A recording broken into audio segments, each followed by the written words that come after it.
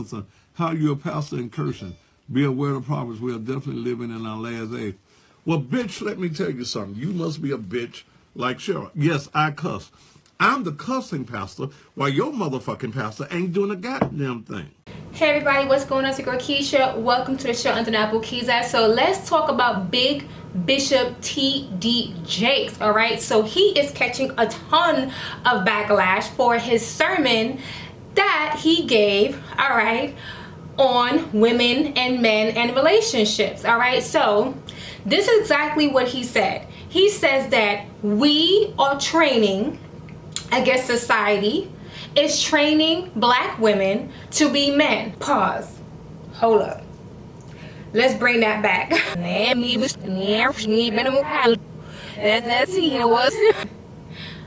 Sir, elder, I have to disagree on that.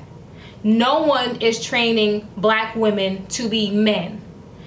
The roles have always been, traditionally, the man is the provider, and the woman, she stays home, she takes care of the children, she makes sure the house is good, the family's good, everybody around her is good. She could also be a businesswoman too as well. She don't have to wait on her husband hand and foot. She's getting her own coins, she's collecting her own bag, okay? All right, and it's stuffed to the top. She does not have to wait on her husband hand and foot. She honored her husband. She was submissive to an honorable man, not just any man, an honorable man, and she handled her own business as a woman, as a wife, as a mother, and as a woman in general, okay? So when you talk about women are being groomed to be men, that's not necessarily true, because most women don't want to take on that man role.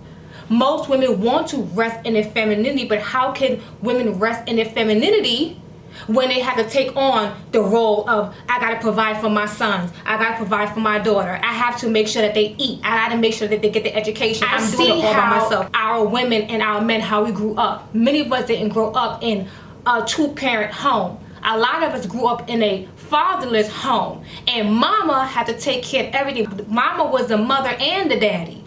Or we had another relative that was like the daddy, okay? And many could attest to that.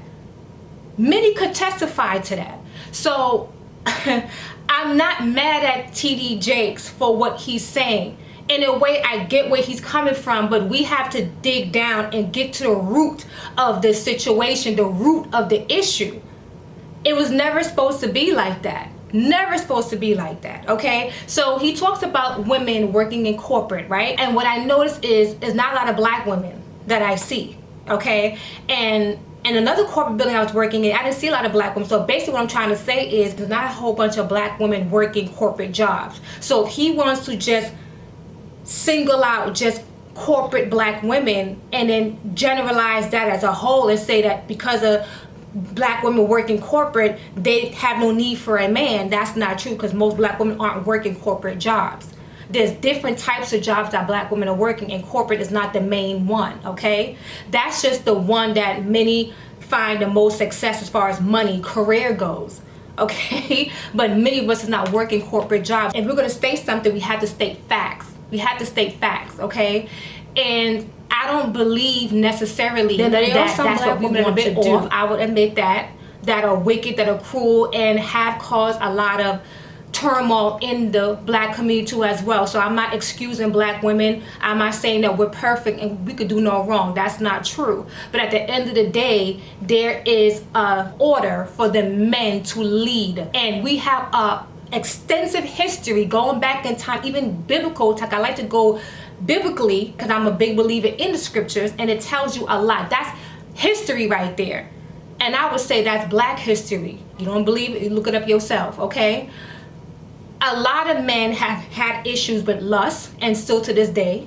A lot of men had issues running after foreign women that look nothing like them. A lot of men had issue with adultery. A lot of men had issues with not wanting to provide and want to shift the blame off of them and put it all on the woman. Again, this was done in biblical times too as well. Adam did that to Eve. Well, Eve made me eat the apple. Well, you the man. You supposed to be the head. And the Most High charged Adam and said, well, you the head. You know, how you letting Eve dictate what you supposed to do? You could have told her, we're not going to do this. But Adam didn't do that. Adam didn't do that. So we have to stop blaming the woman for everything. It's not fair. And say, hey, let's self-evaluate as a whole. What are we doing that's wrong? Why is our community the way that it is? Ask yourself that question. Instead of crying about women this and black women that, no, what is the man doing? How much men do you know, yes, I'm talking to you, are congregating and having conversations among each other on how we're going to fix the black community? What can we do individually to then make a difference and be a light and be a role model to the community? What can we do? How can we provide for our women? How can we protect our women? Most black men are not having that conversation. And you know that. And I know that. And if you choose to be in a state of delusion, then that's on you. But truth is truth. Many so-called black men are not sitting around having a conversation on how they can make their community better. And it's obvious to other nations that there's definitely a situation in our community that needs to be addressed and need to be resolved. There was one white man that said to a YouTuber that I'm subscribed to, he said, man, I had to look at you black people and just laugh because you guys are so entertaining. And that wasn't nothing nice that he said. Don't get it twisted. That was not a compliment. These other people are looking at us, laughing, smiling, shaking their head, mocking us. You ever heard that saying, everybody want to be black, but they don't really want to be black? So at the end of the day, we're the only race of people that, not to say that other groups don't go through their stuff and they don't have their wrongs and their evilness and their debauchery, chaos in their community.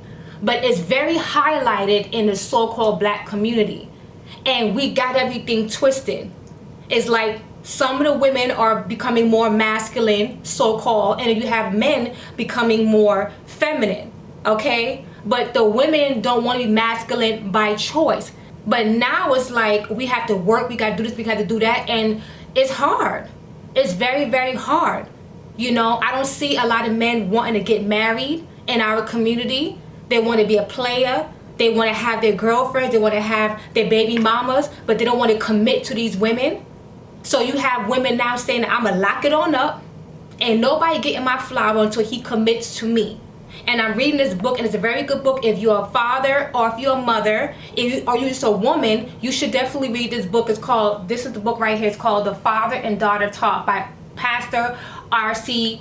Blakes. Okay, this is him right here. It's about a father having a conversation with his daughter, that every father should have a conversation with his daughter with. Now, he's speaking about women getting educations, getting cars, getting houses, getting property, even buying land and really doing for themselves, being self-sufficient. And he's saying that stop bragging to me, telling my ass that I don't need you. But again, if the man really was emphasizing on providing for the women of his community, because the scripture do say, if you do not provide, you're worse than a non-believer. To me, to be honest, a real man wouldn't be intimidated by his woman, wife as I should say, going out getting her education. A real man would not feel inferior seeing his woman gain a skill, enhance her skill, utilize her skill, and get them dollars. Okay, a real man would be by his wife's side, cheering her on. He would be front row center, applauding her and rooting for her. Even if there's no one else around, rooting for her. He's number one and he's doing it for her. You ask a man why he like women, he gonna be like, well, I ain't gay. I like women. I don't want to be with no man, no greasy, hairy, rusty, dusty old man. You don't speak about the history of women. Fact is that they carry life and they birthed life. How women from the beginning of time, how she stood by her man's side and always wanted the best for her husband. She was a voice for her man when he didn't have a voice, when he couldn't have a voice. Her nurturing nature, her caring and loving nature, her intellect, her modesty. Most women are not that modest today, But the ones that are modest, you guys don't applaud that. You guys don't praise that. You don't praise and honor her natural beauty. Then you see why a lot of sisters are wearing weave that don't look like their natural textured hair. Why they put on a ton of makeup, okay? The 2-3 pounds of makeup on their face, all right? So taking 2-3 hours just to get their face done, get their face beat, as that's the term that they use. So don't sit there and tell me that you truly love women, because most of you guys don't seem to truly love women. You like to have sex with women. You like to make babies with women. But you do not really truly love and honor womanhood. It runs very deep. Help to make it happen, and that's the nature of us. But we help our men to accelerate. We help our men to build kingdoms. We can't talk about we kings and queens and we have no kingdom that we trying to build. What are we building here? Poverty? What are we building here? Dysfunction? To be honest, if you look at the black community, a lot of our men are dying. They're being killed day by day. So we have a lot of issues here. And the Most High said that he would raise up an enemy against us. Okay? And also, he's punishing us for a reason, because we've been disobedient as a people. Again, if you go to the scriptures and go to the Bible, you can learn so many things. It's so many things that would explain to you why things are the way it is in the so-called black community. If you look at the Messiah and you go to Revelation 13:1, it tells you his description. Now, it doesn't matter who is offended by this. Truth is truth. You're supposed to worship the Father, the Creator in heaven, in spirit and in truth. So if you're not for the truth, then that speaks of your character. But he says that he was a very dark-skinned man with woolly hair.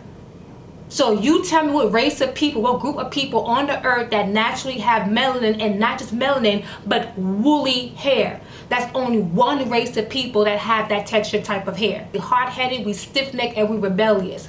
We want to live how we want to live, and we don't want to take ownership of the responsibility that was ordained for us to take on.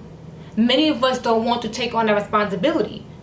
We have an order that we have to follow, and many of us is out of order. So at the end of the day, there's no feminism over here. I'm not a feminist or anything like that. I am for my people, but I want us to wake up. I understand that the man came up with all these different type of government assistance programs. We get the drugs being imported in the black community, and a lot of us fell victim to that. We cannot sit there and use it as an excuse. This is 2022, boo. This is 2022, baby. We don't have time to sit here and complain and whine about something that happened decades ago. What are we doing now? What are we doing now? Something has to change. So we have to eradicate all of this, okay? And we have to step it up as a people, because we're being laughed at. We're not being taken seriously.